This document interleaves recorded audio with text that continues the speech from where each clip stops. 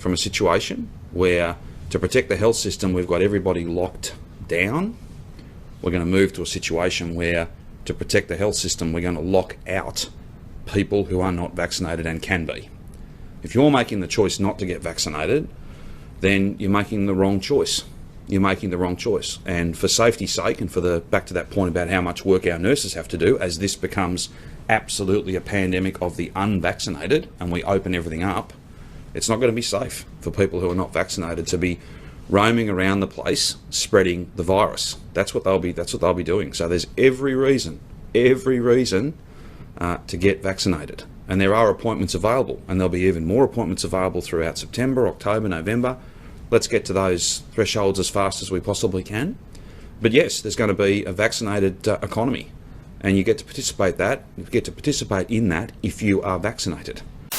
Boom shakalaka, ladies and gentlemen, brothers and sisters around the world. It is your boy Chris Schul, aka the Esoteric Noetic, aka the Chocolate Nubian Soul Brother from Ghana, West Africa, dropping the Westamatic truth bombs here in Australia, mate, home of the New World Order, Convict Island, where everything is true and meh.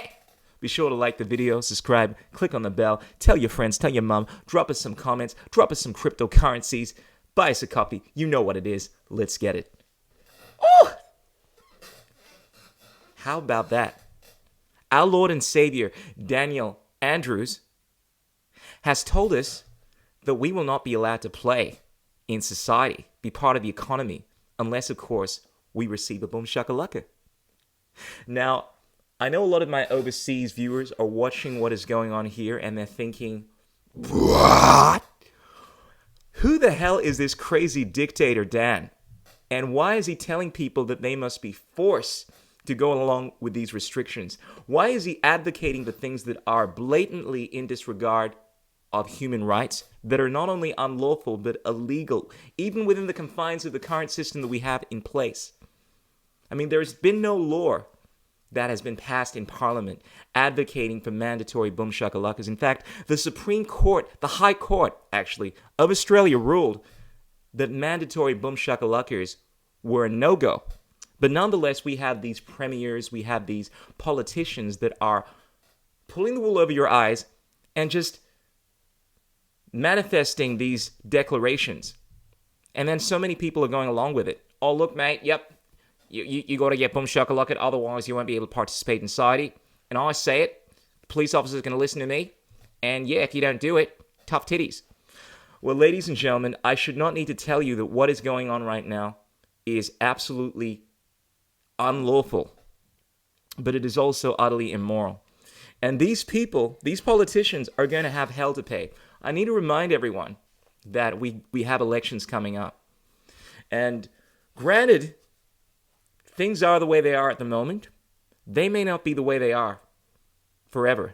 And at some point, these politicians, they're not going to be immune from all of the legislation that they have been inciting. I mean, it's funny. Someone mentioned this the other day. It's interesting that these politicians are able to incite this kind of violence, right? Coerce people, threaten them with essentially rape. And whereas when we are inciting people to go and stand for their rights, for their actual freedoms, we get charged with incitement and we get locked up in jail. But make no mistake about it, these politicians will have to pay for what they're inciting. And people like Daniel Andrews at some point will be held accountable for their actions. And their titles, Premier, Prime Minister, whatever it is that they identify as, even identifying as a trans-vaxxite like yours truly, is not going to be enough to avoid them having to see justice. And I ask myself, why is it that Australia is so accepting of this? Because this is what a lot of people have been asking me. What is it about this country that allows this kind of stuff to go on? Do we have some kind of nostalgia for our convict ancestry? And I would say, nay. I think the Australians definitely have had it easy for a long time, but I still feel as if the Australians have the spirit of the Anzacs in their soul. And you can only push people so far until they say enough is enough. And that time is soon upon us. I mean, you have a look at what is going on in France right now, and they're in the thick of things.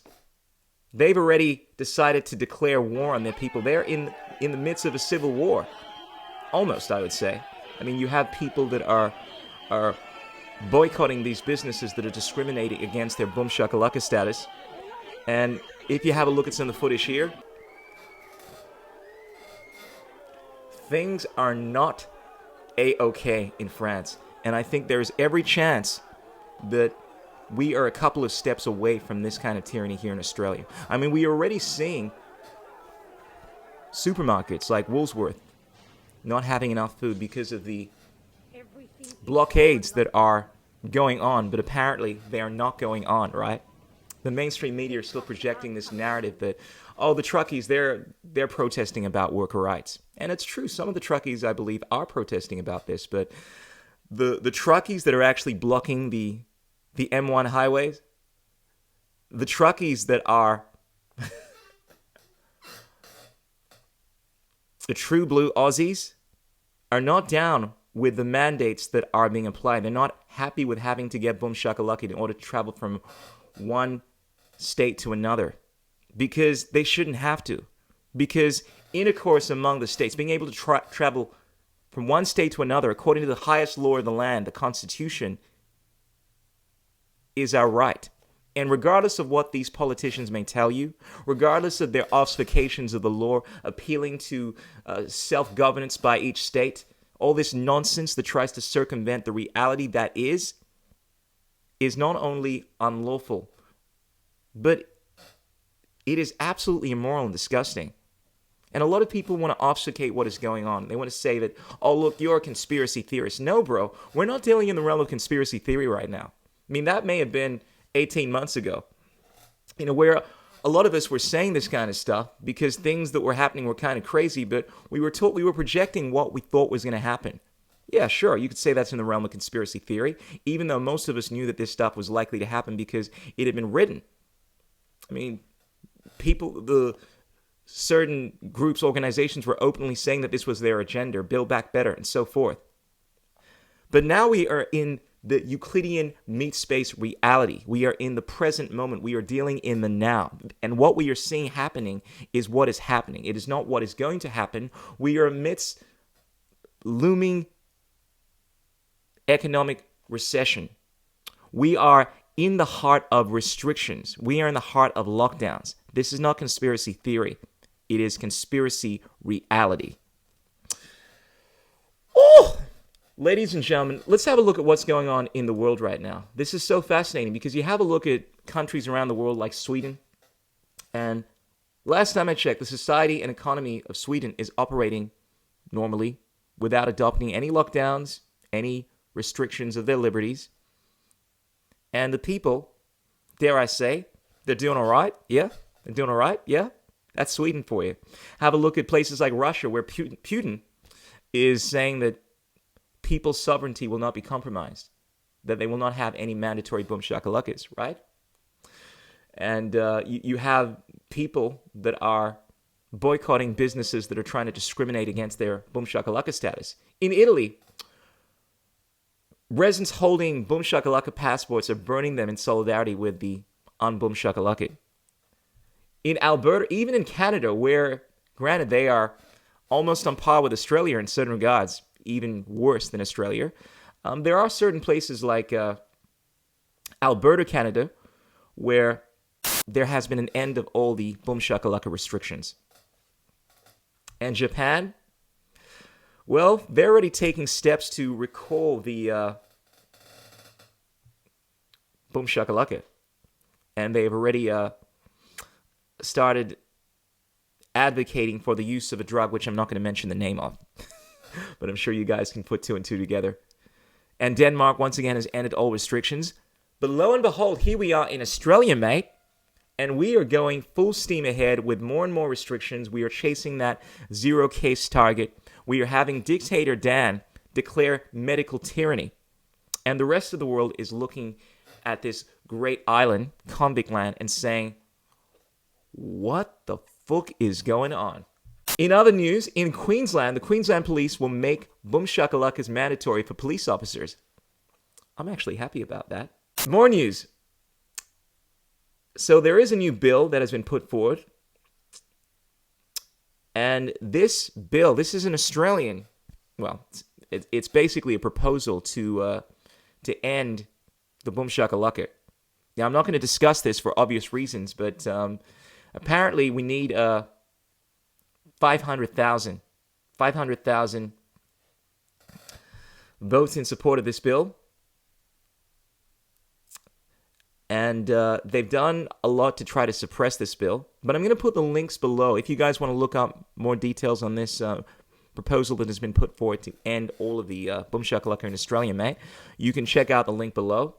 Whereas a lot of people want to obfuscate this, they want to say that this is about the science. A lot of us don't care about the science. A lot of us care about our rights being violated. A lot of us believe in something called justice, not this greater good communist-style nonsense that is being put forward by these rulers like Daniel Andrews. And I think it's only a matter of time before the truth is revealed. As I often say, there are three things that cannot remain hidden for long: the sun, the moon, and the wisdomatic truth bombs of the chocolate Nubian soul brother.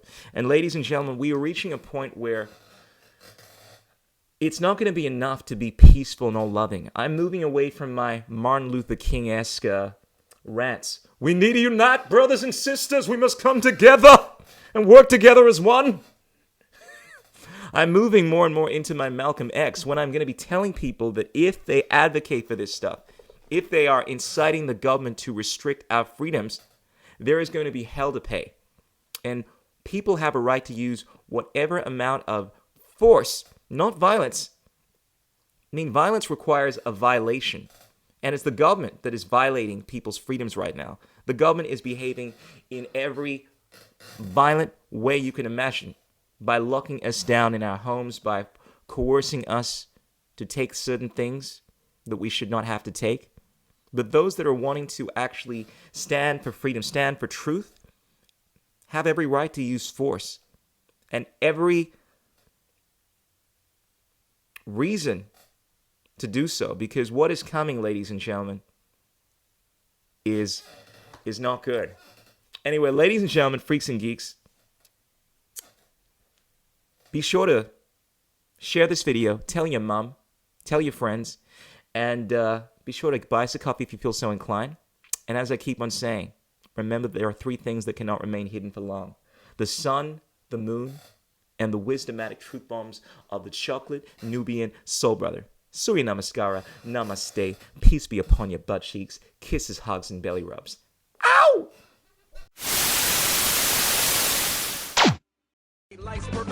What is liberty? What the?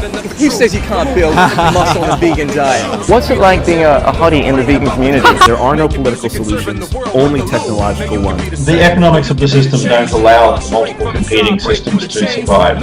Engineering, technology, these arts of humanity, they are magic.